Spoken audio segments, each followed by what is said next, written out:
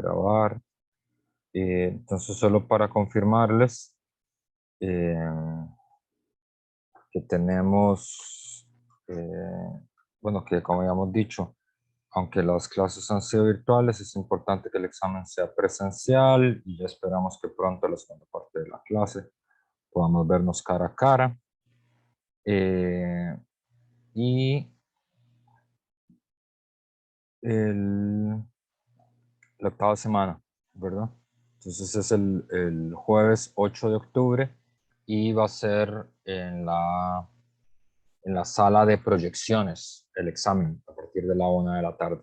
Entonces, para que ya les quede grabado, que lo apunten ahí, que va a ser en la sala de proyecciones, obviamente yo voy a recordárselos también una semana antes, pero semana 8, jueves 6 de octubre, 1 p.m. es clase presencial en la sala de proyecciones para hacer el examen.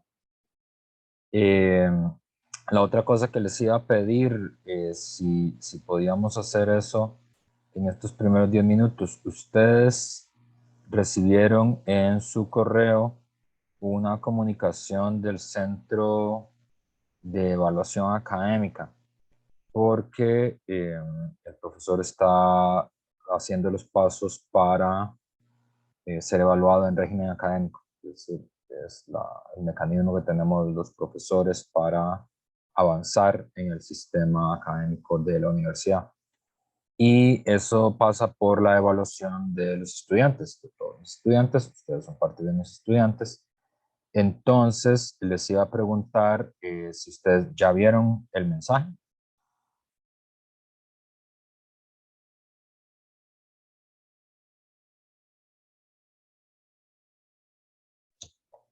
Porque, Profe, hace unos días me llegó a mí. porque les iba a dar chance a ver si lo querían responder ya, si no habían terminado de responderlo. Está bien, profe. Bueno, entonces, como esto es así, voy a teoría de crisis en América. Bueno, espero que el miércoles les haya ido bien en la actividad que tenían con la carrera, sé que era una actividad importante. Y bueno, obviamente, todos mis buenos deseos para que todos los planes de la carrera de trabajo social sigan adelante. Es una carrera con la que llevo colaborando mucho tiempo.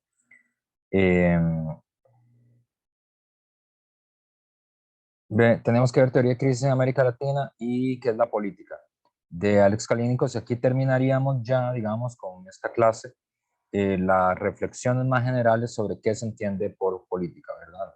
El curso se llama Teoría de la Conciencia Social, Procesos de Organización Política.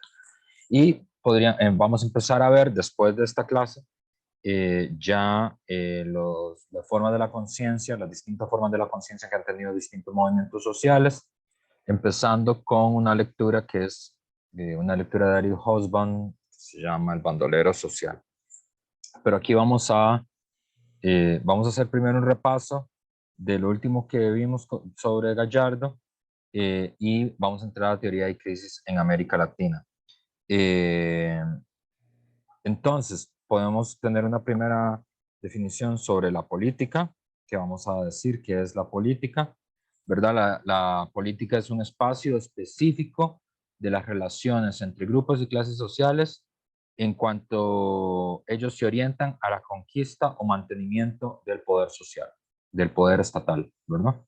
Entonces, esta es la Profe, primera definición. disculpe, una pregunta. La última lectura del bandolero social, si no creo, Ujú. esa entra en el examen y la va a abarcar hoy. Es que no le escuché bien esa parte. Sí va a entrar en el examen porque todavía tenemos una semana más. Ah, sí, cierto, profe. Sí, o sea, Pero la no es. abarca hoy. No, la abarco la otra semana. Ok. Y, y la otra semana solo esa lectura. Sí, la otra semana es solo esa lectura. Ok, gracias. Listo. Entonces, la política es un espacio específico de las relaciones. La política es una relación, no es una cosa, sino que es una relación. Y eso siempre hace que sea complejo la comprensión política, porque la política es una relación, ¿verdad? Es decir, establecer cómo tal cosa se relaciona con tal otra cosa. Y es una relación entre qué? Entre grupos y clases sociales. Aquí aparece la definición clases sociales. En cuanto a ellos, los grupos y las clases sociales, se orientan ¿a qué? A la conquista o el mantenimiento del poder estatal. Entonces, obviamente, política tiene que ver con Estado estatal, que es la forma más concentrada del poder en las sociedades modernas. El Estado es la institución de instituciones. ¿Siempre ha sido la forma más concentrada del poder? No, no siempre. Ha habido otros momentos en los que el Estado no ha sido la forma más concentrada del poder.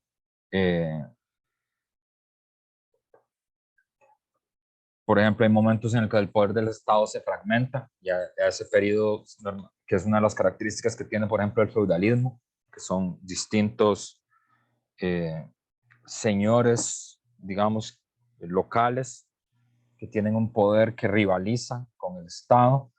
En América Latina también fue muy normal el poder de las haciendas, de los hacendados, se dice en México, y en, en cada país tienen distintos nombres este tipo de centros de poder social. En México se llaman las haciendas, en Brasil se llaman faciendas también, en Cuba y a Puerto Rico le dicen los ingenios, en Costa Rica normalmente la forma para referirse a este tipo de poder es el gamonal, ¿verdad?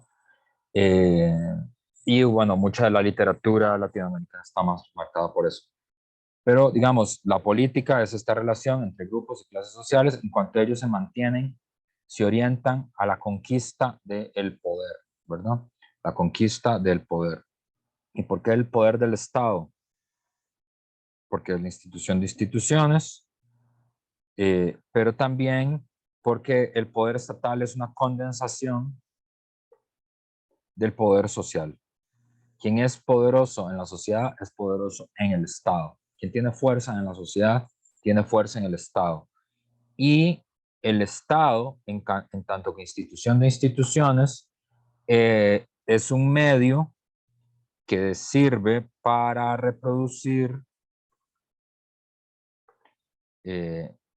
para reproducir, es decir, para prolongar y ampliar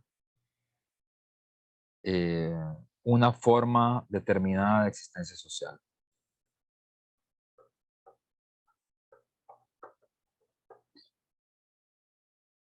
O bien, el Estado es un medio para reproducir, es decir, para prolongar, para ampliar una forma determinada de existencia social, o bien para transformarla paulatina o radicalmente.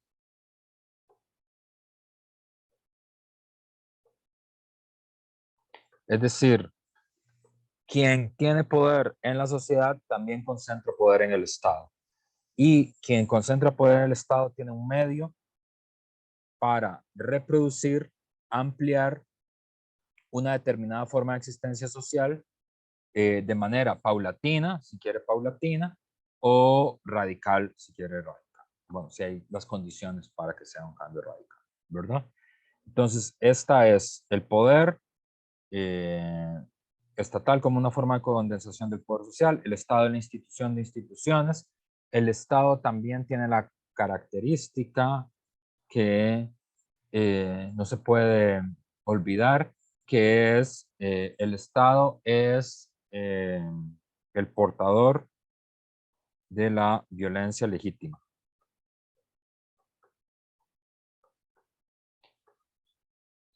¿Alguno de ustedes en el cole leyó Crónica de una muerte anunciada de Gabriel García Márquez? Yo no. Sí, profe. ¿Quién dijo? Y, Angélica. y Yo. Carla, no lo recuerdo muy bien, ya hace tiempo. Carla. Así, la cortísima. Carla, ¿de qué trata Crónica de una muerte anunciada? Bueno, era como lo que me acuerdo, que es un poco la verdad, era como una historia que era como contada desde una perspectiva como desordenada. Ajá. Cronológicamente estaba desordenada y pues básicamente era como que habían culpado a alguien de meterse con la hermana, algo así, de hacerle daño a la hermana. Entonces, pues como que un grupo, como de los hermanos, si no me equivoco, la familia, primos, pues se reúnen a matar a la persona que habían acusado. Muy bien, muy buen resumen.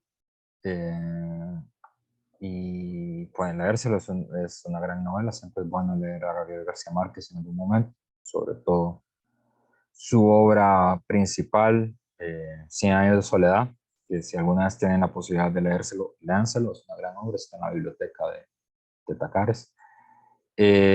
Ahora, según lo que dice, según lo que contó Carla, de qué trata la novela, le vamos a preguntar a Angélica. Angélica, yo no sé si usted tiene hermanos o primos o no, pero vamos a hacer un laboratorio mental de que los tiene. ¿Sus hermanos, sus primos o alguien así puede matar a alguien que ellos consideran que la deshonró a usted?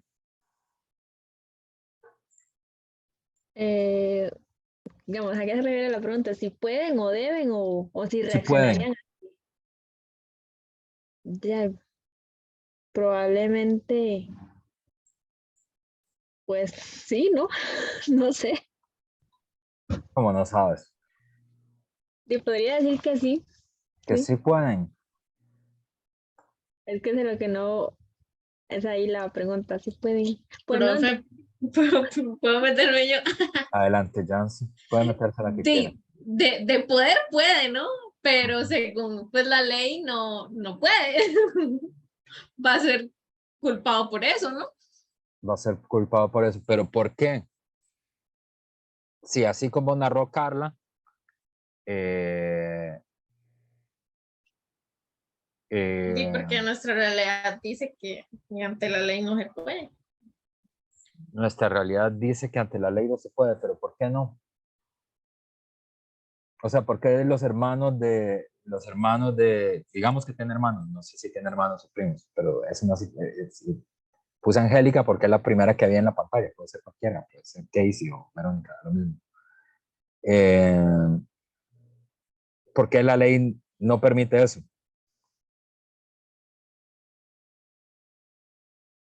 O sea, está bien, la ley no puede, pero ¿por qué? que es un crimen, un delito. Muy bien, pero ¿por qué? Eso fue lo primero que vimos Y en atenta el contra curso. un derecho de otra persona. Recuerden que fue lo primero que vimos en el curso, que es la ley, no solo importa que sea la ley, sino que la ley tiene que estar razonada y justificada. Es el gran descubrimiento de los griegos, que algo sea una ley no significa nada. Bueno, o sí significa algo, significa que es una ley, pero esa ley tiene que estar justificada y razonada para que pueda ser una ley, ¿verdad? O sea, no puede existir una ley que diga, todos los que nos llamamos Robertos estamos eximidos de trabajar. Esa ley no puede existir, porque no hay forma de razonarlo, ¿verdad? Uno sí puede razonar una ley de todas las personas mayores de 65 años están eximidas de trabajar. ¿Por qué?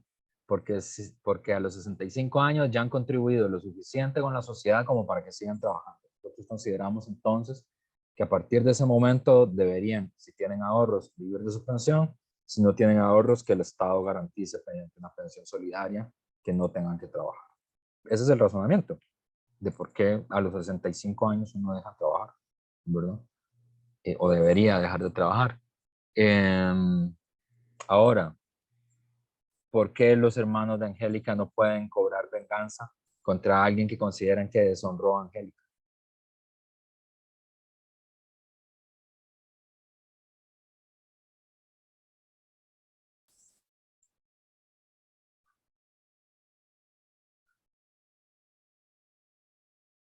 ¿Por qué? Digamos que violentaría otro derecho humano. ¿Cuál otro? Es que es considerado, profe, es considerado como que usted no le podría quitar la vida a alguien por ser como inhumano. O sea, usted no debería de matar a alguien más, digamos, según lo establecido por la ley, para respetar pues el derecho a la vida. Pero si esta persona se supone que respeta el otro derecho de otra, es donde se choca ese conflicto, ¿no? Ajá, sí, pero entonces,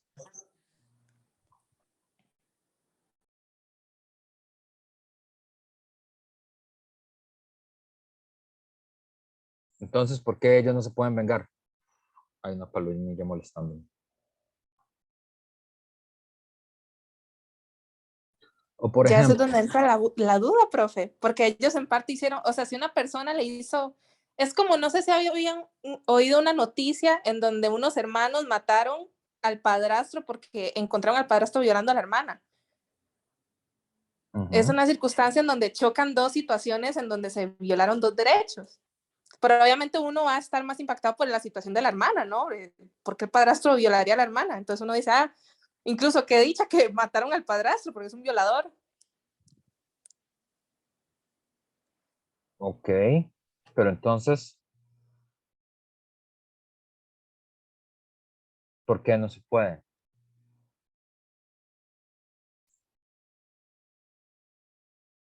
O el caso que dice Carla, que es un caso legítimo.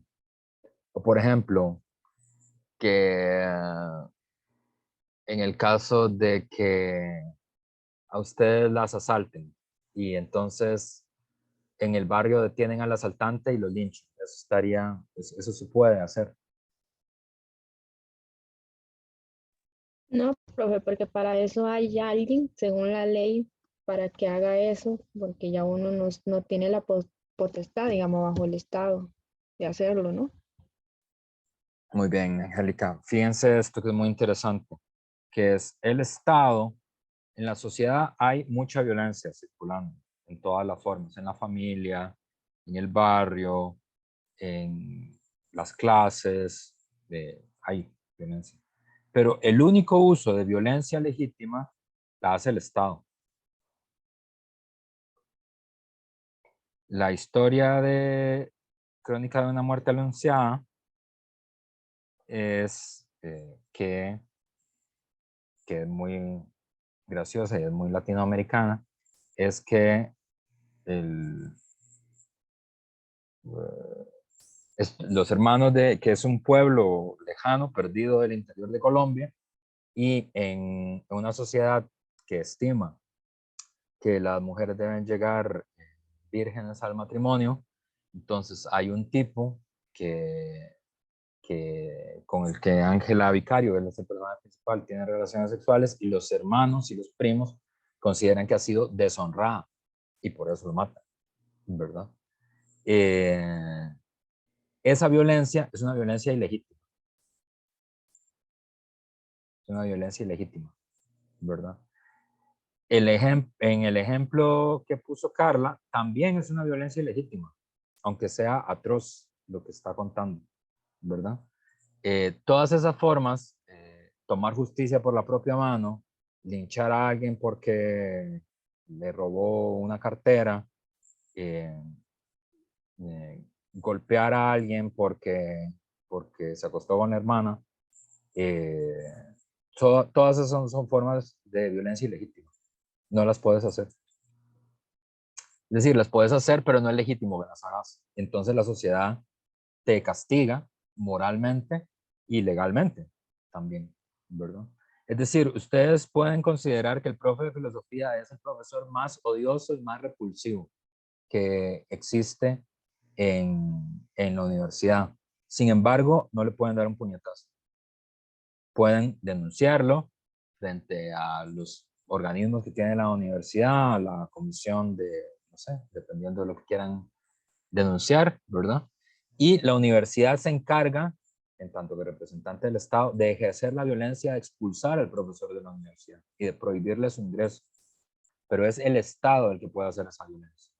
Es decir, obviamente, el exilio, la cárcel, la muerte, porque hay estados que tienen una forma legítima de matar a las personas, tienen tienen pena de muerte, Estados Unidos tiene pena de muerte, Irán tiene pena de muerte, Rusia tiene pena de muerte. Francia tuvo pena de muerte hasta los años 80. Guatemala creo que todavía tiene pena de muerte. Es decir, hay un montón de estados que tienen pena de muerte. Inclusive estados que no se consideran que son estados autoritarios, como Estados Unidos, por ejemplo, tienen pena de muerte. Y eso es una forma de violencia legítima, ¿verdad? No se puede hacer por propia mano. Eso no se puede hacer, ¿verdad? Entonces, el Estado es importante porque el Estado sí puede usar violencia de manera legítima, porque hemos depositado en el Estado el monopolio de las armas y el monopolio de la legitimidad del uso de las armas. Esta es la institución que nosotros tenemos, ¿verdad? Entonces, por eso, nosotros no ajusticiamos al ladrón que nos roba, sino que tenemos que denunciarlo ante los tribunales. Son los tribunales los que ejercen la violencia contra el ladrón. Nosotros no ejercemos violencia directamente contra un profesor odioso, sino que es los tribunales de justicia que ha hecho la universidad para que esta persona se vaya, ¿verdad? A veces se hace, y ustedes dirán, profe, pero siempre hay protestas y cosas así. Claro, las protestas sirven como una acción política para presionar al Estado para que actúe conforme la ley dice. Y esa es la razón por la que se hace, pero no se hace de hecho, ¿verdad? ¿Por qué? Porque por mucho tiempo eso existió. Y el problema de, bueno, luego lo vamos a ver cuando veamos la lectura del bandolerismo social, pero ahí vamos a hablar más del Estado en tanto que portador de la violencia legítima. Pero fíjense que esto es muy loco de las sociedades modernas, que es, aunque todo es violencia, ¿verdad? Nosotros consideramos que hay una violencia que es legítima y hay otra violencia que no es legítima.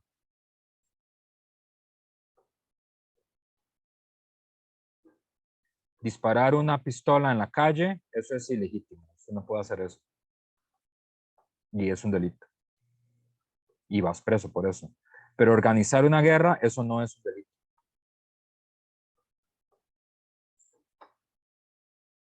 Aunque es obvio que en la guerra se disparan más pistolas que si usted disparara una pistola en la calle. Pero organizar una guerra no es un delito. ¿Por qué? Porque esto lo hace el Estado. Y el Estado es el portador de la violencia legítima del mundo moderno. ¿Sí? Entonces, esto es la política, un espacio específico de las relaciones entre grupos y clases sociales. Ahí aparece otra palabra, clases sociales, que yo no sé si lo habíamos definido. Clases sociales es un conjunto de seres humanos que ocupan la misma posición o similar posición en los medios de producción. Es una clase social, ¿verdad? Y el Estado es el medio moderno que tenemos para reproducir, prolongar o ampliar una forma determinada de existencia social. Es decir, nuestras distintas formas de existencia social, las que nos parecen odiosas o las que nos parecen dignas, se extienden, se prolongan, se profundizan dependiendo del Estado, ¿verdad? Gallardo pone el ejemplo de, por ejemplo, que nuestro Estado podría ser un Estado capitalista, ¿verdad? Burgués, dice él, son sinónimos, en el sentido de que el Estado promueve una determinada forma de existencia social, amplía, prolonga, reproduce una determinada forma de existencia social, que es la producción de mercancías y la relación capital-trabajo, ¿verdad? Y esa es la relación social y el modo de existencia, digamos, que este tipo de Estado produce, es decir, el asalariamiento y la mercantilización. Son el tipo de existencia social que se paulatinamente o radicalmente, dependiendo del Estado, dependiendo del momento, este tipo de Estado reproduce, ¿verdad?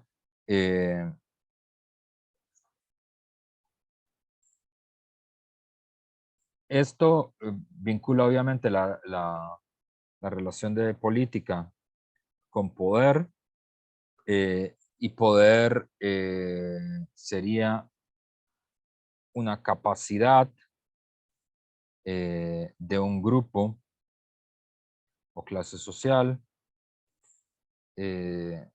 para alcanzar sus intereses. Sus intereses de grupo o clase, movilizando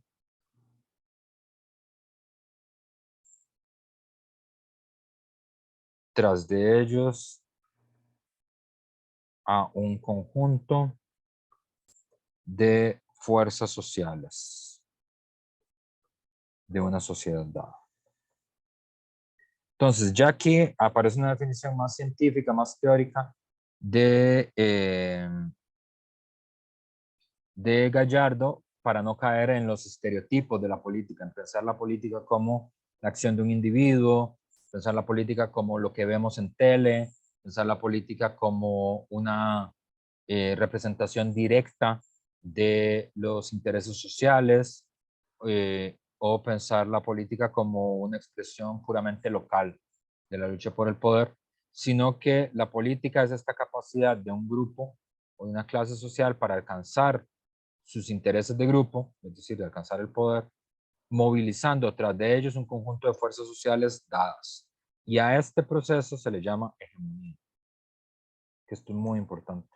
Esto es una palabra clave, apúntenla varias veces, porque la hegemonía es esta capacidad, justamente, de un grupo social para movilizar detrás de sus demandas o desmovilizar a los grupos que enfrentan a sus demandas,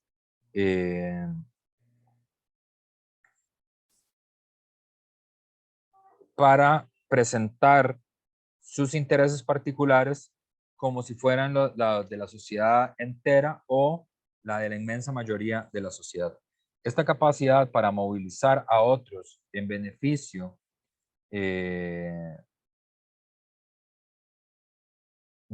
los intereses que uno tiene, de los beneficios que uno persigue, y sean vistos como un beneficio de los otros grupos, eso se llama hegemonía, ¿verdad? Es decir, la hegemonía es la capacidad de presentarle a los demás tus intereses y que estos intereses sean comprendidos como si fueran los intereses de todo el mundo o los intereses de la inmensa mayoría, ¿verdad? Es decir, que fuerzas sociales, clases, categorías que no son la que vos perteneces, se vean identificados con las demandas que vos estás haciendo. Y eso es tener hegemonía. Y justamente, por lo tanto, el poder político sería esta capacidad para activar, organizar, movilizar fuerzas sociales tras objetivos que buscan la mantención, cambio o transformación de una sociedad dada. Esta sería la definición de poder político, ¿verdad? La capacidad para activar, organizar y movilizar fuerzas sociales tras objetivos que buscan la mantención, el cambio o la transformación radical de una determinada sociedad. Esto es la definición. Es decir, tener poder político es tener la capacidad de movilizar tras de uno fuerzas sociales,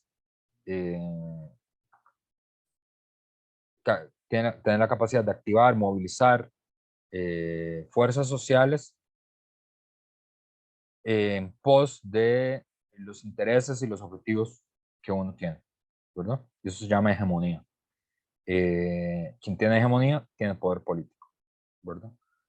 No solo es la capacidad de movilizar y activar las fuerzas sociales que te apoyan, sino también de desmovilizar y desorganizar las fuerzas sociales que te adversan, ¿verdad? Hay un refrán famoso que un poco resume esa cosa, que es divide y vencerás, ¿verdad?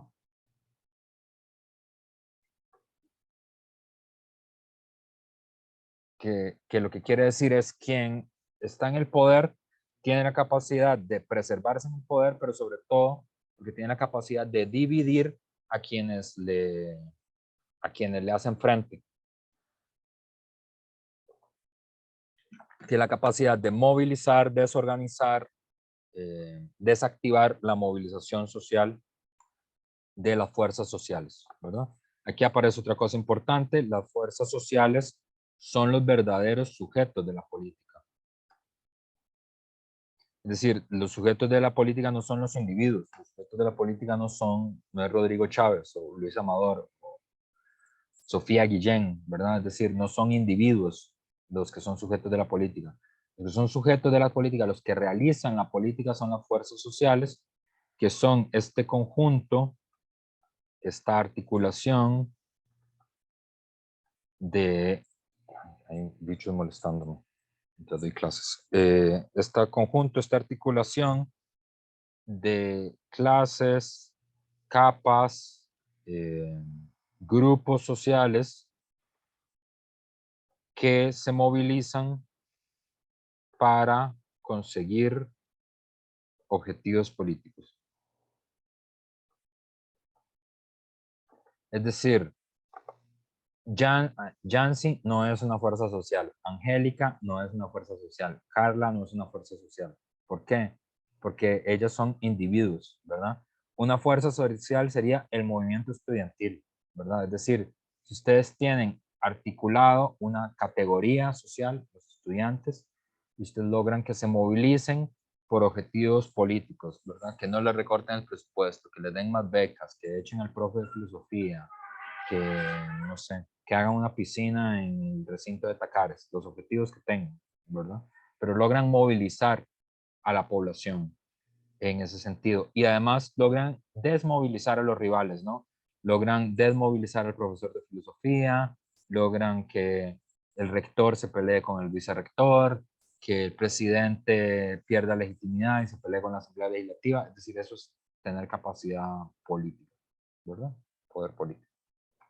Es el resumen de la segunda parte, que nos llevaría a la lectura que nos interesa hoy, que es una lectura un poco más teórica, se llama Teoría y Crisis en América Latina, que a mí me parece muy útil, no tanto por el contexto en el que habla, es una lectura un poco igual que Elementos de Política en América Latina, es una lectura de 1984. Ustedes vieron que los ejemplos que utiliza son ejemplos de otro momento histórico, ¿verdad? Es decir, los dos hablan del momento entre 1979 y 1990 en Centroamérica. Ocurrió una revolución en Centroamérica que inicia en 1979 en Nicaragua, continúa entre 1980 y 1989 en El Salvador, en forma de una guerra civil, y la guerra guatemalteca es más larga porque es anterior, inicia en 1960, concluye en 1996, y digamos, Centroamérica en ese momento era uno de los epicentros de la situación política mundial, de las revoluciones contemporáneas, ¿verdad? Entonces, es en ese marco en el que está pensando Gallardo. Los ejemplos obviamente son ejemplos un poco viejunos en el sentido de que no son ejemplos de la actualidad, pero los conceptos que traza el autor siguen siendo de plena vigencia, de plena actualidad, y yo quería que los pensáramos, ¿verdad? El primero para que él trabaja es el concepto de estatus, ¿verdad? Que es una cosa que tiene que ver con el poder. Y él inicia con una crítica a la universidad en ese sentido, que sigue siendo muy actual, ¿verdad? Él dice que las universidades en América Latina, es una crítica, no proyectan democracia, no proyectan vergüenza, no proyectan denuncia, no proyectan solidaridad combativa ni sentido nacional, sino que en estas sociedades la educación universitaria sobre todo sirve para alcanzar estatus.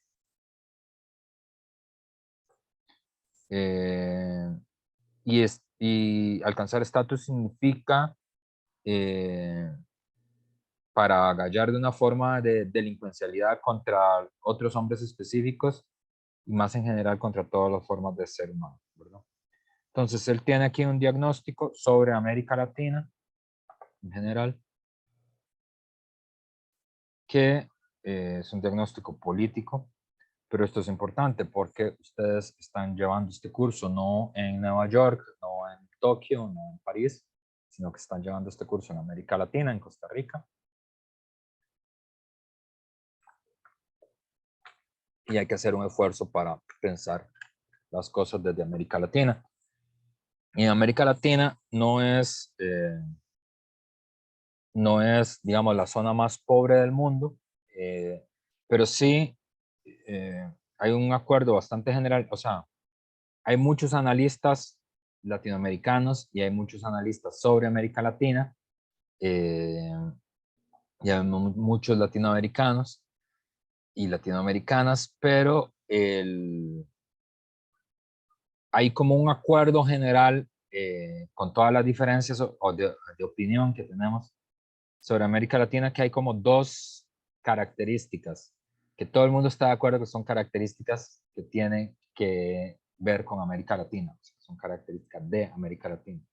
Uno, que son sociedades desiguales, no pobres, no son sociedades pobres, son sociedades desiguales, que probablemente es peor que sean pobres, que son sociedades desiguales, es decir, son sociedades donde la riqueza está muy concentrada en una élite y mal distribuida. Costa Rica, que siempre se ha preciado de ser históricamente una sociedad que iba a contratendencia de esos márgenes, ¿verdad? La idea de que los ticos son igualiticos, ¿no? Es decir, que es una sociedad igualitaria. Eso claramente en los últimos años de neoliberalismo ha desaparecido. Es decir, Costa Rica rankea en todos lados como parte de las sociedades más desiguales del mundo. Creo que está en la número 13 de las sociedades más desiguales del mundo. Ya la última vez que yo revisé en el informe del Estado de la Nación habla que Costa Rica es más desigual que El Salvador, que para mí siempre fue el ejemplo de una sociedad desigual, ¿verdad? Porque mi familia por parte de padre es salvadoreña, y siempre de niño oía hablar de las 14 familias, ¿no?, que dominaban El Salvador. Pues bueno, en Costa Rica hay 16 familias que dominan Costa Rica, ¿verdad? América Latina son sociedades desiguales y son sociedades violentas. Esta es la otra cosa. No hay acuerdo, obviamente, en los analistas sobre cuáles son las razones de la desigualdad y cuáles son las razones de la violencia. Y hay muchísimo menos acuerdo en determinar cuál es la mejor forma de erradicar la desigualdad y cuál es la mejor forma de erradicar la violencia. Sobre eso no hay acuerdo. Lo que sí hay acuerdo es que América Latina en general son sociedades que son desiguales y son sociedades que son violentas, ¿verdad?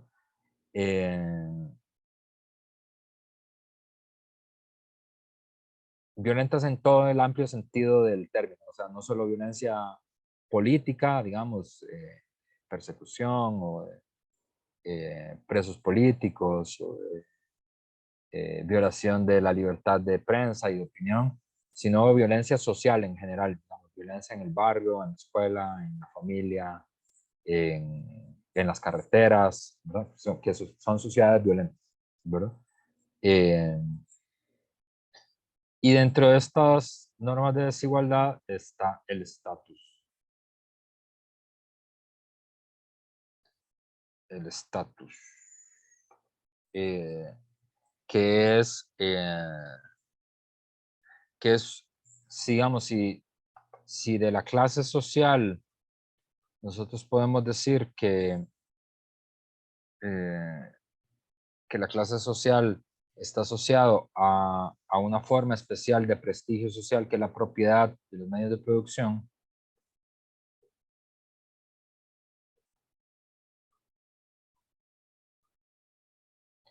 los estamentos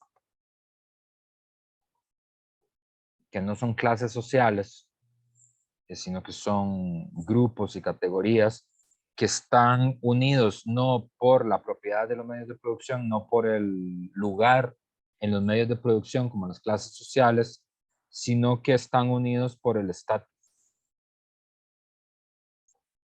Es decir, por una característica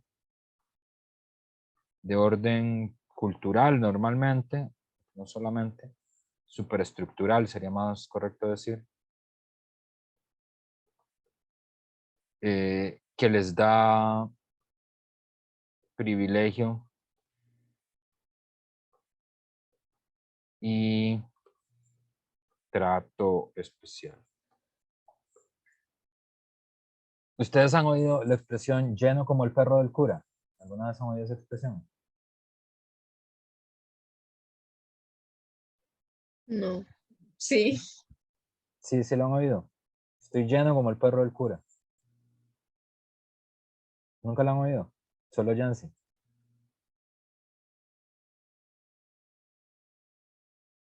¿Nadie más? No, no, su familia no tienen, no dicen dichos. ¿Qué significa la expresión gordo como el perro? No, gordo no. Estoy lleno, estoy saciado como el perro de cura. Natalia, delgado. ¿Qué significa esa expresión? Profe, al menos de mi parte yo no la he escuchado. ¿Pero qué significa? ¿Qué crees que significa?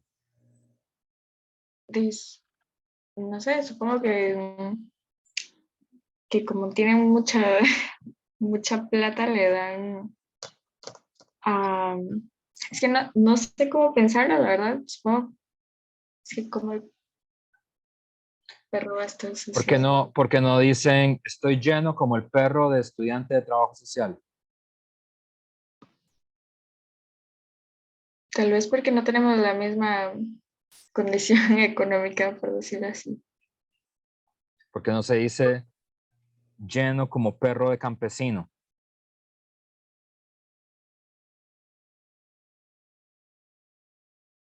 Casey, Castro.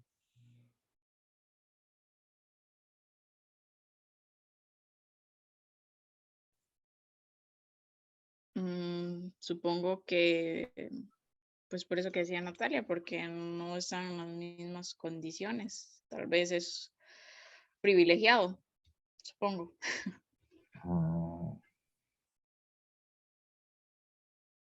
Claro, lo que quiere transmitir está lleno porque ¿cómo se llenan los perros? Normalmente los perros comen las sobras de los amos, normalmente, ¿verdad? Pero si los amos, los dueños, no dejan sobras nunca, pues el perro de los estudiantes de trabajo social nunca está lleno, porque nunca hay sobras, siempre se comen todo, ¿verdad? O no hay comida, entonces pasan hambre. Pero si usted nunca pasa hambre, y no solo nunca pasa hambre, sino que siempre tiene el plato lleno y se puede saciar, inclusive puede dejar comida, el perro suyo siempre está lleno, porque no solo usted tiene comida, sino que está saciado, y además de estar saciado, le sobra suficiente como para que inclusive su perro esté saciado. Eso es lo que quiere decir, ¿verdad? Entonces esa expresión quiere decir que hay un estatus especial, que hay un trato especial en sociedades como la latinoamericana, donde la desigualdad prima mucho, donde hay millones de seres humanos, millones de latinoamericanos que no tienen garantizadas 3 comidas al día, que no es seguro que vayan a comer 3 veces al día. En el caso de Costa Rica, creo que el último dato que había es 1.120.000 pobres. Creo que fue el último dato que vi. Pero tengo la duda que si es 1.120.000. Por lo menos 1 millón de personas, digamos, hagámoslo por lo bajo, que es una quinta parte de la población. Entonces, una quinta parte de la población costarricense, si tiene perro, no es como el perro del cura, porque no hay sobras, porque no hay sobra ni para ellos, ¿verdad? Entonces, el estatus es una distinción y un privilegio que viene por alguna característica cultural. En América Latina normalmente hay 3 cosas que producen estatus, que tienen que ver con el mundo simbólico. La fe, el lugar en la iglesia. En general los sacerdotes son gente que tiene un lugar especial en la sociedad y tiene un trato especial en la sociedad. Y un trato privilegiado, ¿verdad? En la sociedad, que no tiene que ver con su localización en el sistema de clases sociales, sino con que en un país con mayoría católica, ellos tienen el privilegio, tienen el control del poder simbólico, ¿verdad? Que es el poder de la simbolización de la vida y de la muerte, ¿no? Es decir, los ritos de la vida y de la muerte pasan por el sacerdote, ¿verdad? El nacimiento, el bautizo, la muerte, ¿verdad? Es decir, tienen el poder simbólico de la sociedad, y no cualquier poder simbólico, sino que además tienen una promesa, que es una promesa muy importante en la vida humana, que es la promesa de la vida eterna. Es decir, no hay ninguna institución que le prometa a uno la vida eterna, ¿verdad? Es decir, el ICE le puede prometer a uno que le da luz dentro de una semana, o el AIA le puede prometer a uno que en una semana le arregla la cañería, pero no le prometen la vida eterna. En cambio, la iglesia le promete a uno la vida eterna, que no es poca cosa. Entonces, la fe. El otro gran grupo con estatus son los militares, que son los dueños de otro valor simbólico, que es la patria, los defensores de la patria. Y luego está los estudios universitarios, es el estatus que da la cultura, ¿verdad?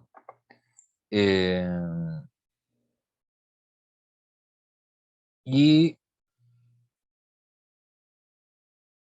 justamente contra eso es lo que se va a inclinarse Gallardo, ¿verdad? Él señala la crítica de que las universidades, en vez de ser lugares de testimonio, son lugares que tienen sentido por el estatus, ¿verdad? Y que estos distintos estatus se traducen materialmente, socialmente, en posiciones de fuerza específicas, específicamente aplicadas agresivamente contra los otros, ¿verdad? El estatus que da la educación puede ser utilizado agresivamente contra otros, ¿verdad? Y ese uso agresivo contra otros se llama elitismo cultural.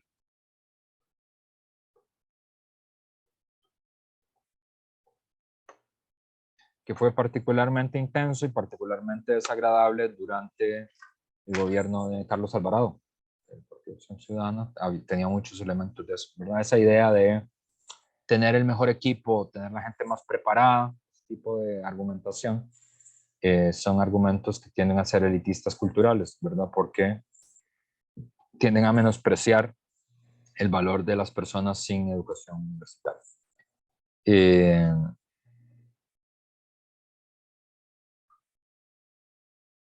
Profe, ¿puede repetir qué es eso? Elitismo cultural. El elitismo cultural es una justificación de la dominación de una élite sobre la distinción de los que saben y los que no saben. Eso es lo que significa el elitismo cultural. Es decir, la idea de que quienes tienen que gobernar son los expertos, los que más saben,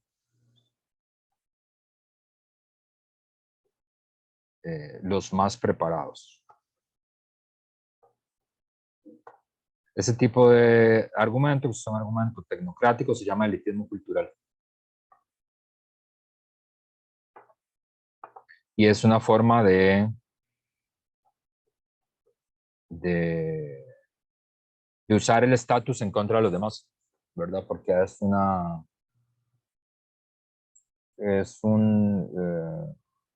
forma de desprecio contra el trabajo manual, ¿verdad? Contra los sectores populares. Y eso en Costa Rica está muy instalado. Digamos, Costa Rica tiene como dos grandes ideologías inerciales en la forma en la que entiende la política. Es decir, son dos cosas que son muy populares en la cabeza de las personas. La gente no sabe exactamente de dónde les viene esa idea, pero en general es muy popular y la gente como que se apunta espontáneamente a eso. Una es una cosa que se llama caudillismo, que es la idea de el hombre fuerte y decidido. Que, bueno, como decía Oscar Arias, es el barco que necesita capitán. El país es como un barco a la deriva, y lo único que se necesita es un capitán decidido que pueda poner timón en el barco, ¿verdad? Y la forma más burda y más absurda y más intensa de eso es el actual presidente, Rodrigo Chávez. Que toda la idea que él transmite es la idea del hombre fuerte, del hombre decidido, ¿verdad? Del matón del barrio. Y de la persona que toma decisiones, que gobierna por decreto, aquí no se puede gobernar por decreto, que rescata a las personas él mismo de las desgracias, ¿verdad? Ese tipo de personas.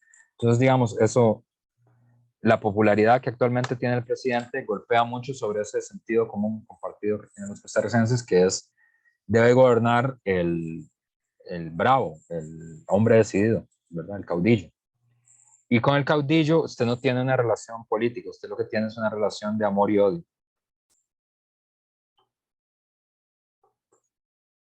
Es una relación sentimental. No es una relación racional. Y la otra es el elitismo cultural. Es decir, la idea de que hay gente más preparada que otra para gobernar, y esa gente más preparada que otra para gobernar son los expertos, son los que deberían gobernar. Por eso en Costa Rica siempre todo el mundo termina diciendo, veamos cuál es el criterio técnico, veamos cuál es el criterio experto, preguntémosle a la sala cuarta, preguntémosle a la Contraloría General de la República, preguntémosle a la Oficina Jurídica de la Universidad. Al final, digamos, son los criterios expertos que se supone que son imparciales y apolíticos los que terminan gobernando, ¿verdad? Entonces, esas dos que tienen que ver con la historia del país es una historia más larga, pero digamos, esas dos son muy, muy inercialmente aceptadas por los costarricenses. Entonces, Gallardo critica esa idea del estatus, ¿verdad? Le parece que obviamente es labor de los jóvenes, sobre todo, cambiar ese clima cultural, porque justamente ser joven es no sentirse adscrito, no sentirse satisfecho con lo que ya está dado. Y esa insatisfacción es positiva, porque quiere decir que no se va a aceptar el estado actual de las condiciones. Pero más allá de eso, lo que me parecía más importante son dos definiciones que vamos a ver. Una primera se encuentra en la página 20 del libro, que dice lo siguiente, que es la definición de pensamiento teórico, de teoría, ¿verdad? Porque para pensar la política es necesario distinguir la teoría de otras formas de pensamiento, ¿verdad? Dice Gallardo, hablo de teoría, de pensamiento teórico, y al decirlo lo pongo primeramente al pensamiento puramente representativo, pensamiento ideológico. Entonces, teoría se opone a ideología, a pensamiento puramente representativo.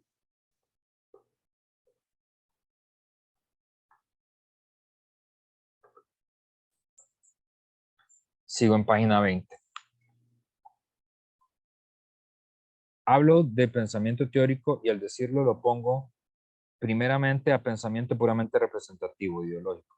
Este último pensamiento puramente representativo, lo que he llamado ideológico, ideologizado, aparece por tanto en mi discurso como un disvalor, como algo que hay que evitar. Es decir, hay que evitar la ideología, hay que evitar el pensamiento puramente representativo.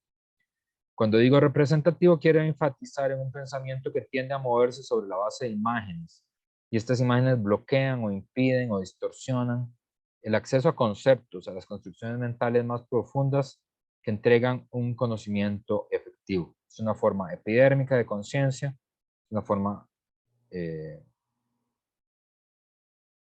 forma superficial de la conciencia, ¿verdad? Entonces, el pensamiento puramente representativo, el pensamiento ideológico es uno que se mueve sobre todo a base de imágenes, ¿verdad? Y obstaculiza la construcción de conceptos. Nosotros con lo que pensamos es con conceptos. La importancia de producir conceptos es que es con lo que pensamos, justamente.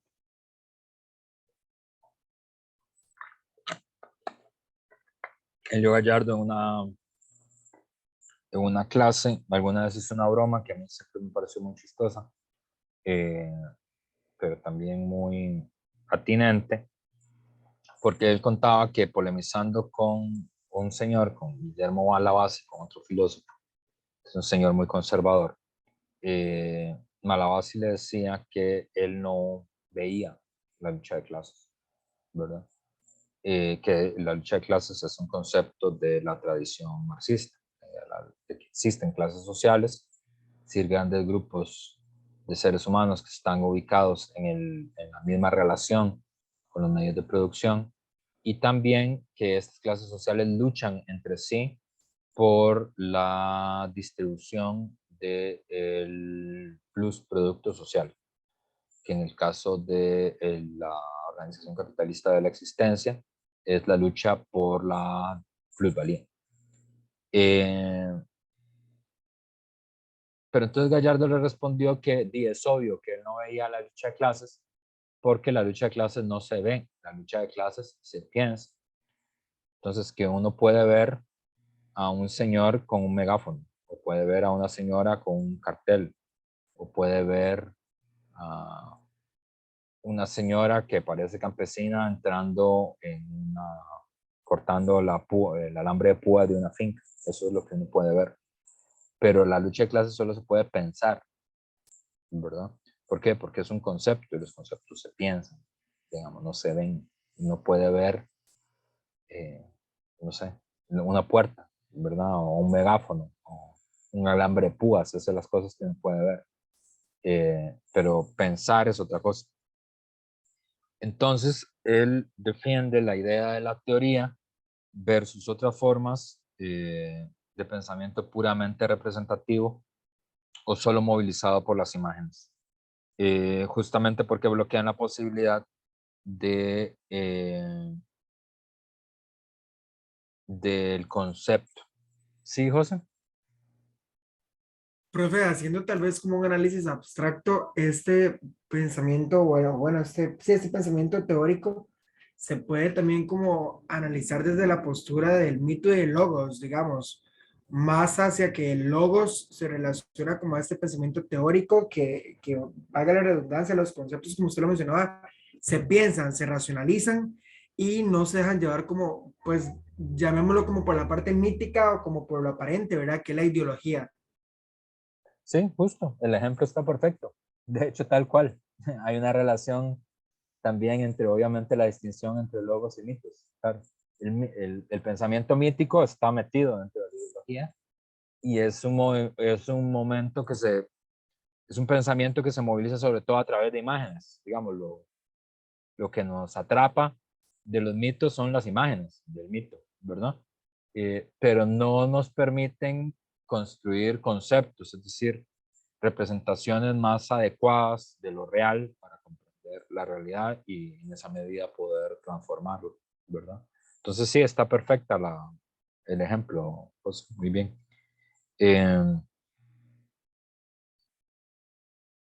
aquí también, en la página 22, Gallardo distingue este mismo pensamiento teórico de la contemplación, que es una distinción que es importante hacer. Dice Gallardo: cuando digo teórico, no me refiero a las connotaciones desestoizantes que asocian o relacionan teoría con contemplación pura, con especulación, con pensamiento desinteresado, es decir, como un pensamiento que se propone como meta a sí mismo, ¿verdad?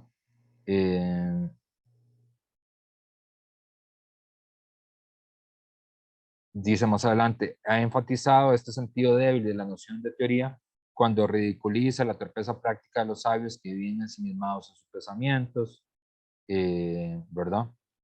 Este tipo de mirada. Porque eso tiene una historia, ¿verdad? Que es que teoría, la palabra teoría originalmente es una palabra que viene del griego, que es teorein, y teorein originalmente significaba contemplación. Es decir, para los griegos, que eran sociedades esclavistas, la forma superior del pensamiento era la contemplación, ¿verdad? Gallardo advierte que hay que alejarse de esa mirada en un doble sentido. En el sentido griego clásico de entender teoría como contemplación, primero que nada porque no es posible hacer eso justamente. La única forma en la que es posible que un sujeto produzca teoría es que actúe sobre la realidad. O sea, no puede, contemplando no se produce una teoría, sino que la teoría viene de actuar sobre la realidad.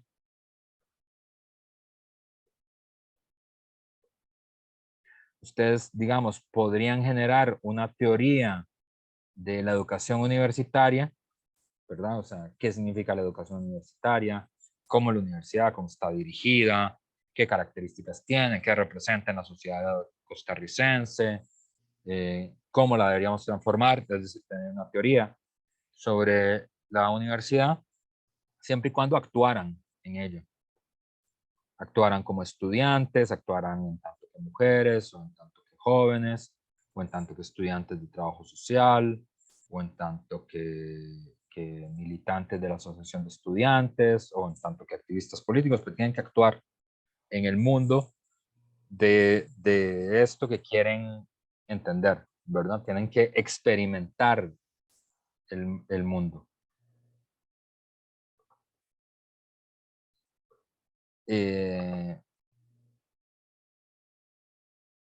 Y justamente este primer momento es una teoría que actúa sobre la realidad, pero que actúa sobre la realidad no para quedarse en la acción, sino para comprenderla mejor, para regresar a este momento abstracto, dice José, que es regresar a la abstracción justamente para volver a pensar el problema en otras condiciones. En otras condiciones más concretas, diría Marx, Karel Kosica. ¿Ustedes con quién llevaron epistemología del trabajo social? Con Adri Monge. Perdón, con la profesora Sí, Adriana profe. Monge. Bueno, entonces ahí recordarán con Ada la clase de Adriana sobre la idea de lo concreto, ¿verdad? En Kosica.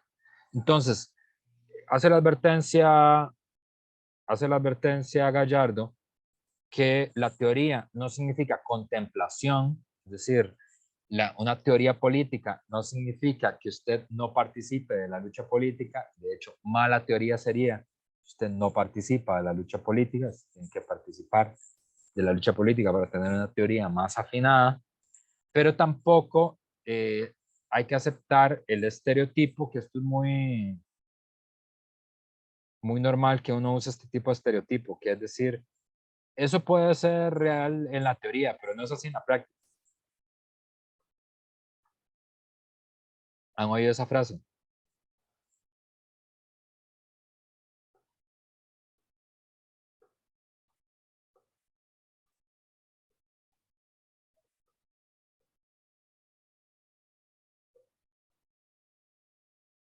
¿Han oído esa frase? Nunca han oído esa frase. Eso puede ser así en la teoría, pero no es así en la práctica. Nunca la han Yo sí oído. he escuchado. Sí, pues. Ok. Eso lo que quiere decir, fíjense, si está este estereotipo de contemplación, lo que quiere decir es que la teoría es como, ¿cómo decirlo? Como una cosa que está como añadida a la práctica, ¿verdad? Y que además se puede vivir sin teoría.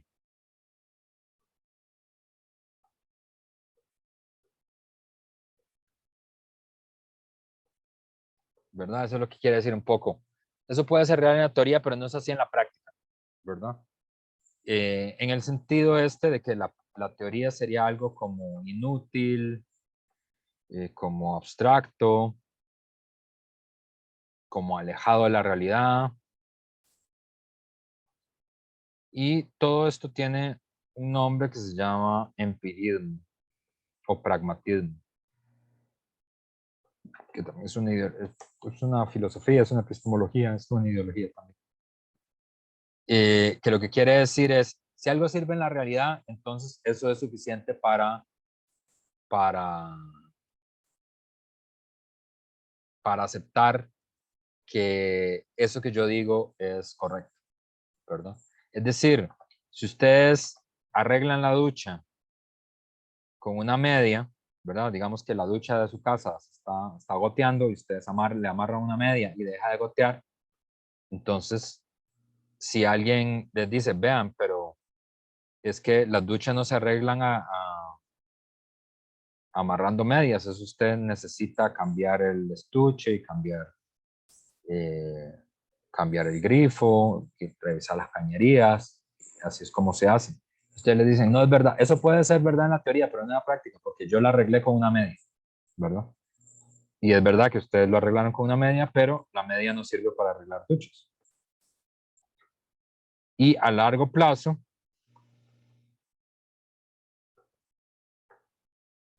el señor plomero, que tiene la teoría de cómo se arregla una ducha, va a decirle, bueno, si quiere hágalo así, se le está funcionando, pero a la larga me va a volver a llamar. ¿Por qué? Porque es que vieras que las medias no sirven para arreglar duchas. Eso no se hace así, ¿verdad? Entonces, este ejemplo sería así, ¿verdad? Ese tipo de expresiones. Eso puede ser así en la teoría, pero no es así en la práctica. Lo que quiere decir es, se puede vivir sin teoría, ¿verdad? Entonces, digamos que aquí hay dos extremos que la teoría tiene que evitar. El de la contemplación, es decir, creer que es posible una teoría pura de algo, una teoría pura del derecho, una teoría pura de la política, una teoría pura de la educación universitaria, sin actuar sobre el mundo real. Pero también la otra idea, la otra tentación, que es que producto de un resultado inmediato,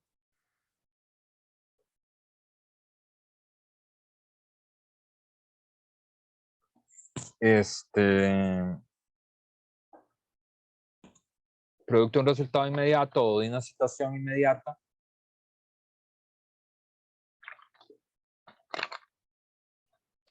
se invalida una teoría.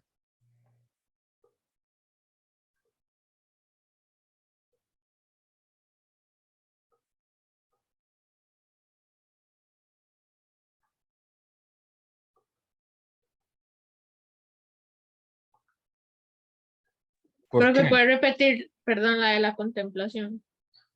Sí, es decir, son como dos errores que tiene que evitar la teoría, ¿verdad? Y dos errores que normalmente cometemos. Uno, confundir teoría con contemplación, en el sentido de que se puede construir una teoría como pura del derecho, una teoría pura de la política, una teoría pura del trabajo social, sin intervenir, sin actuar en la vida social, en el conflicto social, ¿verdad? Es decir, si uno no interviene en el mundo real, es imposible captarlo. Eso es así, ¿verdad? No hay forma de comprender contemplativamente el mundo, ¿verdad? Eso no quiere decir, y luego está el otro extremo, ¿verdad? Aquí vemos otra vez la teoría del justo medio aristotélico. La idea de que porque hay una situación inmediata o un resultado inmediato, que eso de alguna forma invalida la teoría, ¿verdad? Por ejemplo, yo no sé si ustedes saben que, bueno, por ejemplo, la ingeniería y la balística son ciencias, son teorías que explican el funcionamiento de cómo funcionan los objetos móviles, ¿verdad? Entonces, digamos, existe una teoría que explica cómo se mueve la bala de un cañón y eso es una teoría, ¿verdad? Y se explica y se fabrican los cañones sobre la base de esta teoría. Pero digamos que José tiene que disparar un cañón, lo dispara y no da en el blanco, ¿verdad?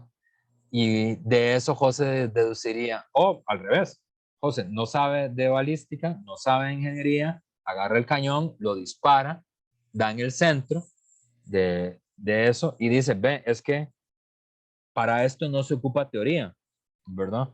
Es decir, que José le acierte a un objetivo o no le acierte a un objetivo no invalida la balística y no invalida la ingeniería. Digamos, una situación particular no es suficiente para que se invalide una teoría. Inclusive el éxito práctico que podría tener José disparando el cañón no invalida tampoco el álgebra, digamos, la balística y la ingeniería, que son las teorías que explican el movimiento de los cuerpos en el aire, ¿verdad? Que es la teoría de cómo se explica cómo funciona una bala de cañón. José, ¿ibas a tener una pregunta? Profe, lo que le iba a consultar, pero creo que ya lo respondió, ahí logré como abstraer tal vez la síntesis, es de que esto de evitar la contemplación se queda como en el hecho de que no se puede concebir la teoría como si la praxis, digamos, no se pueden aislar. No, no se pueden, exacto, es eso. Digamos, la idea de praxis es justamente una idea que, porque aquí, paréntesis, porque tal vez ustedes han oído esta expresión de no se puede distanciar la teoría de la práctica. Está bien, no se puede distanciar la teoría de la práctica. Esa es como la idea que está en el texto de Gallardo. Pero hay una confusión de usar el término práctica y el término praxis como sinónimos. Y no son sinónimos. La práctica es, por ejemplo, si José se pone a practicar tiro al arco y agarra el arco y empieza a practicarlo y lo hace, y ya, y lo hace, ¿verdad? La praxis es una reflexión sobre la base de una práctica, ¿verdad? Entonces, cuando José agarra el arco y empieza a disparar y dice, mira, cuando el viento está de esta forma, la flecha sale de esta otra forma, entonces me voy a colocar a favor del viento porque yo creo que así la flecha sale mejor. Entonces, eso ya es una praxis, es otra cosa, ¿verdad? Hay una tendencia como a usar como sinónimos praxis y práctica, no son sinónimos, porque la praxis es ya cuando usted está reflexionando sobre la práctica, o sea, cuando la práctica no es ciega, ¿verdad? Porque hay cosas que uno hace prácticamente que las hace a ciegas, ¿verdad? Por ejemplo, bañarse, cocinar, doblar las cobijas al levantarse, todas esas son cosas prácticas, ¿verdad? Pero ustedes no reflexionan sobre eso, ustedes no tienen una praxis de doblar las cobijas, no tienen una praxis de bañarse. Puede ser que tengan una praxis de bañarse cuando empiezan a reflexionar sobre la práctica de bañarse y me empiezan a decir, mira, cuando yo uso este jabón, la piel me queda horrible y la paso súper mal y yo creo que tiene que ver con algo, con el tipo de piel que tengo. Entonces se ponen a estudiar qué tipo de piel tienen y se ponen a estudiar qué tipo de reactivos tienen los jabones. Y dicen, ah, claro, es que si uso este jabón con esta piel, entonces tengo este resultado. Por lo tanto, yo debería hacer esta combinación, más bien, esa es una praxis, porque ya hay una reflexión sobre lo que estoy haciendo. Y esa reflexión me lleva a cambios en la práctica. Ya no me baño con este jabón, sino con el otro. Ya no me baño, qué sé yo, al mediodía, sino a las 8 de la mañana, o hago este tipo de cosas, ¿verdad? Entonces, esa es la idea. Pero justamente esa reflexión y ese conocimiento es producto, es posible porque me baño, porque actúo, ¿verdad? Pero entonces hay que hacer esa distinción, ¿verdad? Es decir, práctica y praxis no son lo mismo, porque existen prácticas que son ciegas, que son prácticas no reflexivas, ¿verdad? La praxis es cuando sí hay un soporte claramente en las formas en las que uno está haciendo cosas, pero uno empieza a reflexionar sobre esas cosas que está haciendo. Y esa reflexión lo lleva a una comprensión superior de la realidad y una comprensión superior de su propio actuar. Y le hace modificar sus prácticas, perfeccionarlas para lograr mejor sus objetivos. Eso es praxis, ¿verdad? La praxis ya es una práctica teórica, una práctica teorizada, ¿verdad? Que es diferente, ¿verdad? Eh, entonces, Gallardo hace la advertencia, no confundir la teoría con contemplación, no confundir una situación específica o un fracaso puntual de algún aspecto con la invalidación de una determinada teoría, ¿verdad? Por lo tanto, y aquí va a tener una distinción y vamos a quedar aquí para luego ver los tres conceptos de pueblo que usa Gallardo en el texto, que es la otra cosa que quiero que quede claro de esa lectura para ya luego empezar con la de Calínicos como tal. Señala Gallardo, ¿qué es la teoría? La teoría sería entonces, para Gallardo, dice, la teoría tiene que ver aquí con la conformación de una conciencia y una práctica de conciencia. Es decir, la teoría tendría que ver aquí con la conformación de una conciencia, es una actividad consciente, pero también es una práctica de la conciencia, una praxis, ¿sí? Una práctica teorizada, una práctica consciente. Una práctica de la conciencia, de un espacio de conciencia, digo, de una conciencia y una voluntad sintéticas, una conciencia. Estoy en la página 22, por si acaso. Una conciencia y una voluntad, aquí aparece la voluntad, importante. Una conciencia y una voluntad sintéticas y fundamentalmente surgidas de las prácticas históricas de nuestros pueblos y cuyo valor, sentido, función se define por su capacidad de colaborar en el proceso de conformación de estos pueblos en tanto que sujetos históricos. Va de nuevo la definición. Teoría tiene que ver aquí con la conformación de una conciencia, de una práctica de conciencia, de un espacio de conciencia, digo, de una conciencia y una voluntad sintéticas que hace síntesis de un conjunto de realidades fundamentales, es decir, que tienen la capacidad de ver cuál es el fundamento de esa realidad, cuáles son los elementos centrales de esa realidad, surgidas de dónde? Surgidas de las prácticas históricas de nuestros pueblos, y ahí aparece la palabra pueblo, que es la otra idea central de Gallardo, cuyo valor, sentido y función se define por la capacidad de colaborar en el proceso de conformación de estos pueblos en cuanto a sujetos históricos. La teoría, para que tenga un valor y una función, tiene que contribuir en la constitución de nuestros pueblos en tanto que sujetos históricos.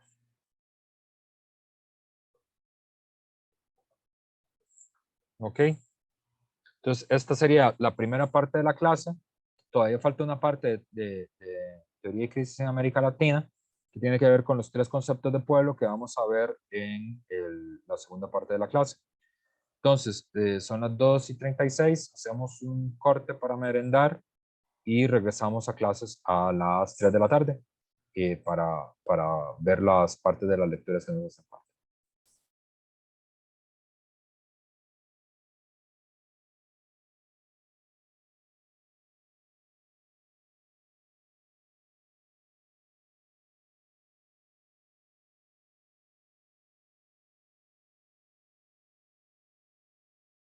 Profe, el micrófono. Ah, perdón. Perdón por la llegada tardía, es que Alicia llegó enferma de la clase, de la escuela. Entonces hagan así para saber que ya todos estén ahí. Todo el mundo está escuchando. Ok, entonces vamos a ver los 3 conceptos de pueblo que se desarrollan en la lectura de Gallardo, y vamos a entrar a ver el texto que es la política de Alex Kalínicos. Con esto concluiríamos como esta mirada general sobre qué es la política.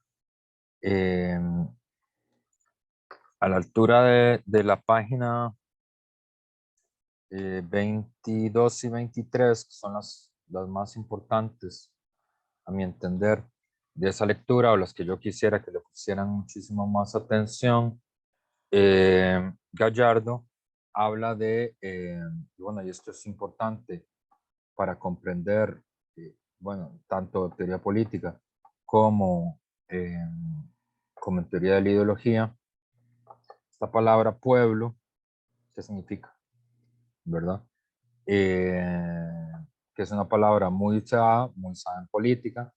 Se habla de, por ejemplo, que la democracia es el poder del pueblo, o se habla del pueblo de Costa Rica, o se habla de que el pueblo gobierna a través de sus representantes, se habla de un gobierno popular, o se hablan de las fuerzas populares y los sectores populares, pero habría que distinguir qué quiere decir cuando se dice pueblo, ¿verdad? Y esta palabra es una palabra polisémica, es decir, tiene varios significados. Entonces siempre que alguien use la palabra pueblo, uno tiene que preguntar en qué sentido está hablando de pueblo, de qué forma.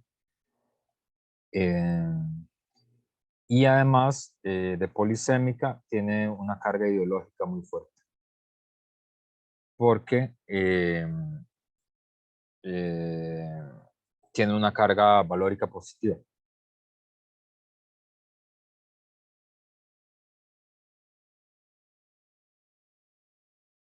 Es mejor ser popular que ser impopular. Es mejor ser el gobierno del pueblo que el gobierno de una minoría. Es mejor ser un representante del pueblo que ser un representante de la minoría, ¿verdad?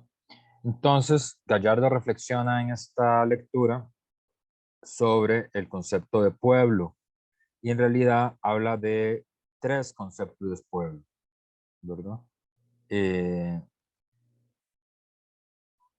Y empieza en la página 22 señalando, santo, que yo creo que podemos ver la lectura propiamente.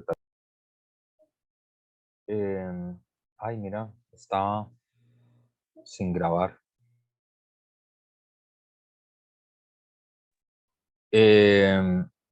Entonces,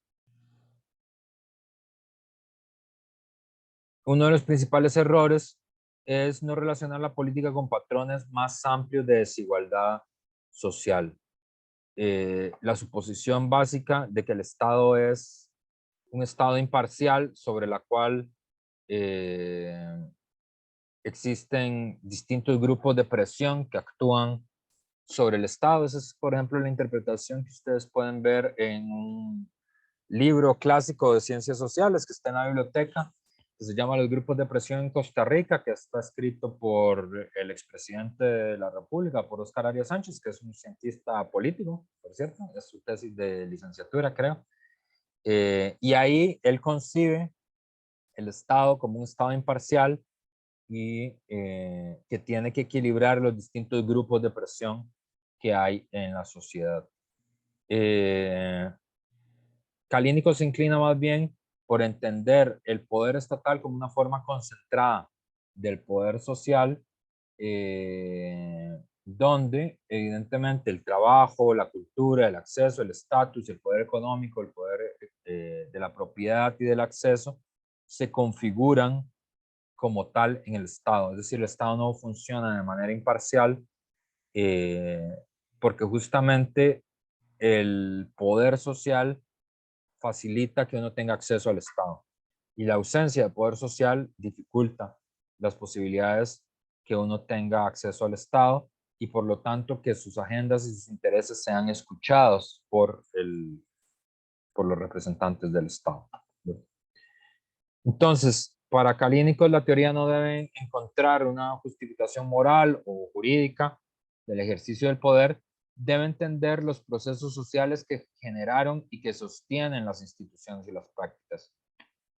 Lo que hay que entender es cuál es la génesis, cuál es el desarrollo de las distintas instituciones que hacen a la vida social, ¿verdad? La advertencia permanente de Kalínikos es que no se puede estudiar la política aislada del resto de la sociedad. Por lo tanto, es un defensor de la teoría del materialismo histórico como teoría, ¿verdad? Es decir, la teoría de que en realidad la sociedad es una totalidad social que debe ser comprendida en tanto que totalidad y de ahí, de ese principio de totalidad social, derivar la política como una condensación de la economía, ¿verdad? Las instituciones y las luchas políticas, por lo tanto, solo pueden entenderse en este marco de los conflictos básicos del conjunto social, que en el caso de las sociedades capitalistas, esos marcos básicos del conflicto social son el conflicto capital-trabajo, es decir, el conflicto de cómo los productores directos son expropiados de su trabajo, ¿verdad? Este es el conflicto básico que corre en toda la sociedad. Y en las sociedades modernas, justamente, el conflicto básico global es la forma en la que el trabajo excedente es arrebatado al productor directo. Es decir, qué tipo de configuración específica tiene la relación capital-trabajo. Va a decir Kalínikos, citando a Marx, es una cita de Marx, que lo que distingue a las diversas formaciones económicas de la sociedad es el modo en el que este trabajo excedente le es arrebatado al productor inmediato, al trabajador. Es decir, lo que hace que, lo que configura el conflicto básico de la sociedad capitalista es la forma en la que la plusvalía es arrebatada a los trabajadores. En las sociedades feudales, lo que marca específicamente las características de la sociedad feudal es la forma en la que la renta de la tierra es arrebatada a los campesinos. Lo que marca la forma de las sociedades hidráulicas, de las sociedades despótico-tributarias, es la forma específica en la que las comunidades campesinas son arrebatadas, se les arrebata el tributo hacia el Estado. Y esto sería, digamos, lo que configura y lo que hace explicar el conflicto social básico. Para Kalínikos, siguiendo la tradición marxista, habría dos conflictos que son como los motores de la sociedad que están enlazados. Uno que es el conflicto que explica las razones por las cuales las sociedades entran en crisis, que es el conflicto entre las fuerzas productivas y las relaciones de producción. Las fuerzas productivas, siguiendo esta tradición, son las fuerzas que tenemos para poder producir y reproducir nuestra vida social. Esas fuerzas son la naturaleza como tal, el trabajo humano y la tecnología. Son las fuerzas de producción. El trabajo humano, la tecnología y la naturaleza. Y dentro de las tres, la más importante, la naturaleza y el trabajo humano, porque en realidad el trabajo humano y la naturaleza son las únicas dos fuentes objetivas de riqueza. Pero las fuerzas productivas, como dice Marx en el prólogo a la crítica de la economía política de 1859,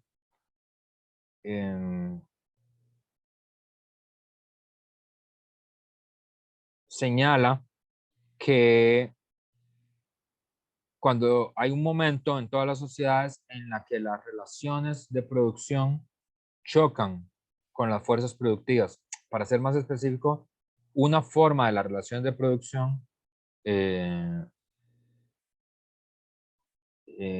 con una forma de las relaciones sociales de producción que es la forma jurídica, las relaciones de propiedad. Las relaciones de propiedad entran en contradicción con las fuerzas productivas, chocan con las fuerzas productivas. Las fuerzas productivas se rebelan contra este enchalecamiento que significan las relaciones de propiedad y eso hace que una sociedad entre en crisis, ¿verdad?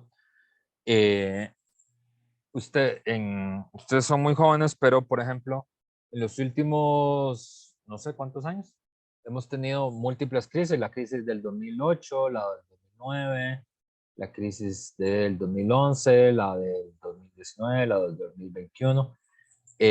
Y todas las crisis están ancladas en esta tensión, en la tensión entre que el capitalismo es la única sociedad en la cual tenemos la capacidad productiva de producir alimentos suficientes para 2 veces la población mundial. La población mundial actual creo que son 8 millones y medio, 8.500 millones de seres humanos, creo que es el último dato, 8.500 millones de seres humanos. Digamos, los seres humanos tenemos la capacidad actual de producir alimentos suficientes para unos 17.000 millones de habitantes. Y sin embargo, datos que varias ONGs dijeron hoy mismo, hace 2 días creo, en la ONU, señalan que en el mundo cada 4 segundos hay una persona que se muere de hambre.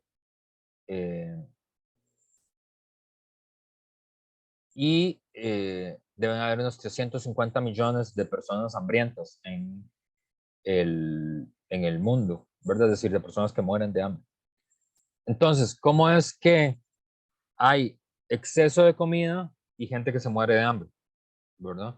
¿Cómo es que hay casas sin gente y gente sin casas, ¿verdad?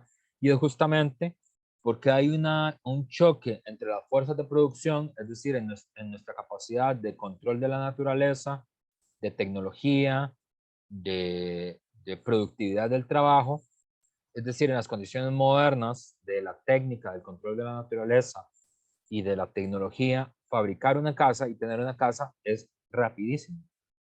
Es rapidísimo. Una casa se puede hacer en un par de días, ¿verdad?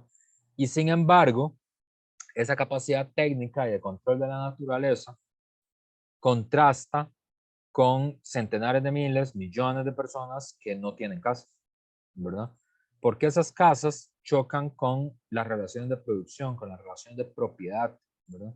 Las casas no están hechas para que las personas habiten en esas casas. Las casas están hechas en tanto que mercancías para ser vendidas. Y en la medida en la que no sean vendidas, las relaciones de producción y la sociedad capitalista como tal prefiere que las casas se queden vacías a que haya gente habitando esas casas. Entonces, el capitalismo es la única sociedad que produce esta contradicción.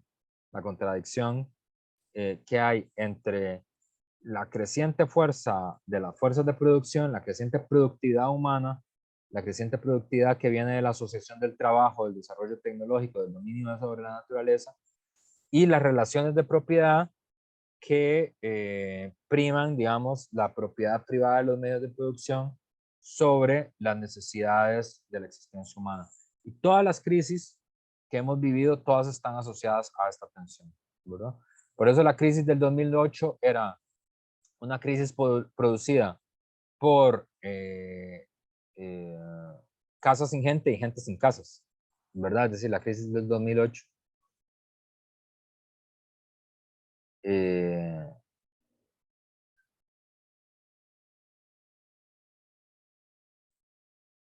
la crisis del 2018 era la crisis de que tensaba el hecho de que había demasiadas casas y nadie que las pudiera comprar, nadie que las pudiera pagar, ¿verdad?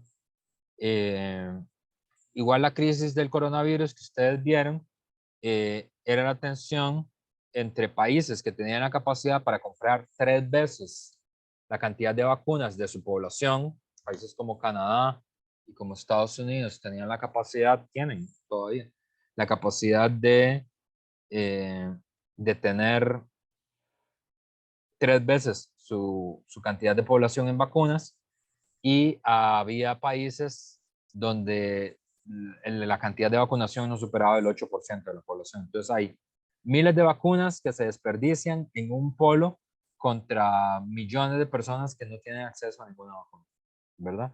Justamente porque las vacunas, más que vacunas, son mercancías que deben ser vendidas. Esa es la contradicción, ¿verdad?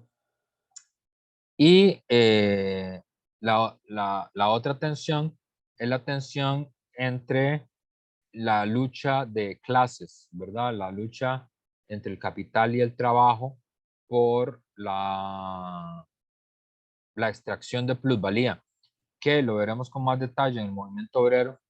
En nuestro caso, es un combate por el valor del salario, es el primer elemento de la lucha de clases. El segundo es por la intensidad del trabajo, y el tercero es por el tiempo de trabajo. Son las 3 formas en las que es posible extraer más plusvalía, es decir, extendiendo la jornada de trabajo, aumentando la intensidad del trabajo o reduciendo el valor del salario, ¿verdad? Y eso se le llama explotación. Y hay una lucha permanente entre los empresarios y los trabajadores por aumentar su salario, por reducir la jornada de trabajo y por reducir las intensidades de los ritmos de trabajo.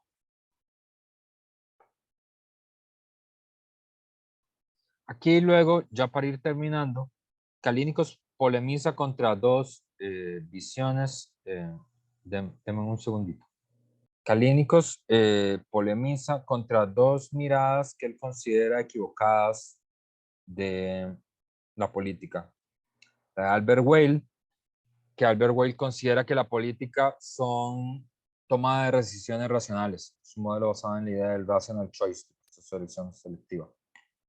Que el proceso de rational choice, habíamos dicho, es un proceso donde la elección está basada en, uno, que los seres humanos tienen la capacidad de informarse; 2, que tienen la capacidad de procesar esa información y darse fines y medios racionales a esos fines; y 3, tomar una decisión de manera autointeresada, ¿verdad? Y esa es una decisión racional.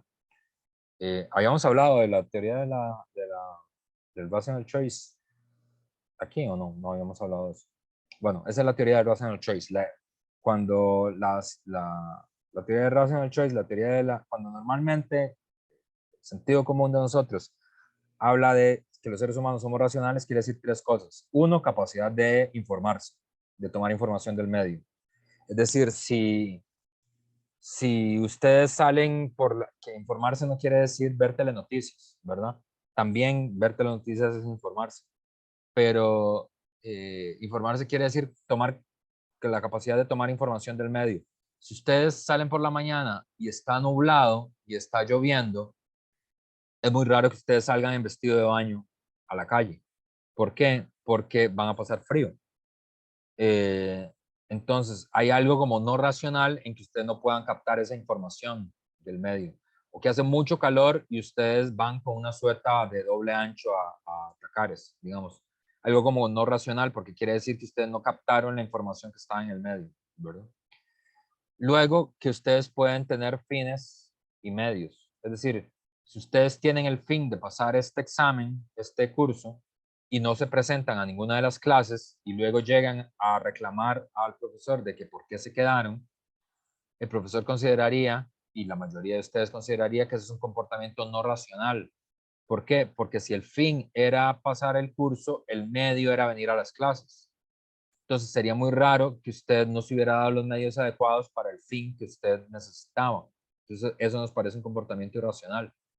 Igual que utilizar un tractor para sembrar una maceta, ¿verdad? Si su fin es sembrar una maceta y usted intenta usar un tractor para sembrar una maceta, es un comportamiento irracional. ¿Por qué? Porque el fin es demasiado chiquito y los medios son demasiado desproporcionados. Entonces lo que va a hacer es que va a romper la maceta. Entonces, el fin y el medio tienen un ajuste dialéctico porque determinados fines, determinados medios. O sea, los medios tienen que ser adecuados a los fines, no tienen que ser desproporcionados a los fines, ¿verdad? Los medios no pueden ser ni muy pequeños para los fines. Yo quiero pasar el curso de Roberto, pero solo vengo a 2 clases, ¿verdad? Entonces, ahí los medios son como muy poquitos, porque tendría que venir a la mayoría de clases. Mejor si viene a todas las clases, pues por lo menos a la mayoría de clases de Roberto para pasar el examen. Si solo vino a 2, y los medios son como muy poquitos para el fin que se planteó usted. Igual, si los medios son demasiado superlativos, si usted lo que quiere hacer es sembrar una mata y lo que hace es que use un tractor, ¿verdad? Entonces, ese medio es demasiado desproporcionado para el objetivo. No sería racional. Y luego, digamos, la idea del autointerés, ¿verdad? La idea de que una decisión uno la tiene que tomar sobre la base de su propio interés, ¿verdad? Y que sería muy raro que alguien actuara en contra de su propio interés. Kalínikos critica esa teoría de rational choice de Albert Weil, sobre todo para entender la política, porque